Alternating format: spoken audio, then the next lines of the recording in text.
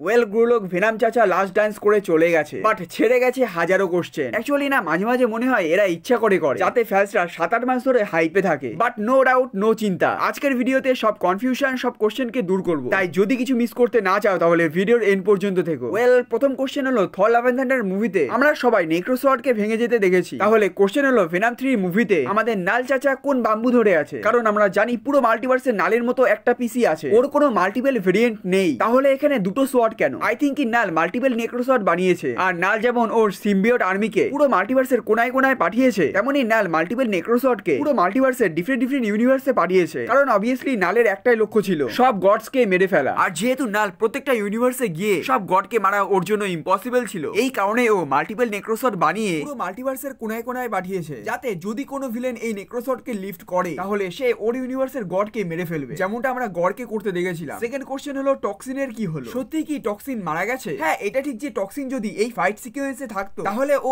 একাই সব জেনোফেজেসকে মেরে ফেলতো। আর এই কারণে সোনি টক্সিনকে আগে থেকে টক্সিনকে এই ক্যারেক্টারের বডি থেকে বের করে দিয়েছে আর একটা নিউ সিম্বিওটকে অ্যাড করেছে। আর টক্সিনকে ফিউচারের জন্য রেখে দিয়েছে, কারণ যখন নাল আর্থে অ্যাটাক করবে তখন টক্সিনকে একটা নিউ হোস্ট দিয়ে ওকে পাওয়ারফুলি বিল্ড করবে। ওয়েল গুরুলোক, এর থেকে বেটার এক্সপ্লেনেশন যদি তোমাদের কাছে থাকে তাহলে অবশ্যই কমেন্টে বলো। আর থার্ড কোশ্চেন, যেটা শুধু আমাদের আর্থেই না প্রত্যেকটা প্ল্যানেটে এই কোশ্চেন দৌড়াচ্ছে যে এই মিস্টিরিয়াস ক্যারেক্টারটা অ্যাকচুয়ালি কে? ফার্স্ট অপশনের অ্যাকর্ডিং এটা নেগেটিভ হবে, কারণ অবভিয়াসলি এই নেগেটিভের পাওয়ার্স থেকেই অ্যান্টিভেনামের ক্রিয়েশন হয়েছিল। তাই মেবি সোনি ফিউচারের জন্য সেটআপ করছে। আর সেকেন্ড অপশনের অ্যাকর্ডিং এটা রেড স্কটের ডক্টর ড্যান হবে, কারণ পেছন থেকে তো এই মালটাকেই মনে হচ্ছে। হ্যাঁ, এটা ঠিক যে মুভিতে কোথাও এই মালটার ঝলক দেখতে পাইনি, বাট মুভির ক্রেডিটে এর নাম মেনশন আছে। হ্যাঁ, তোমাদের এটা মনেই হতে পারে এই মালটা কোথায় সাদাসিধে ডক্টর, আর কোথায় এই মিস্টিরিয়াস ব্যক্তি যে এরিয়া 51 এ মাটি থেকে 100 ফিট নিচে একটা বড়সড় এলিয়েন প্রোগ্রাম চালাচ্ছে। বাট গুরুলোক, যদি বলি এই মালটা কোনো ডক্টর ড্যান না। হ্যাঁ, হতে পারে ডক্টর ড্যান অ্যাকচুয়ালি মিলিটারির সিক্রেট মিশনের জন্য কাজ করছে, বাট হ্যাঁ আমি এটা বলতে পারি যে এই মালটা যাই করছে না কেন, ফিউচারে সোনি ইউনিভার্সে সিম্বিওটের সংখ্যা বাড়ানোর দায়ী এই মালটাই হবে। ইভেন যত সিম্বিওট ভেনাম 3 মুভিতে মারা গেছে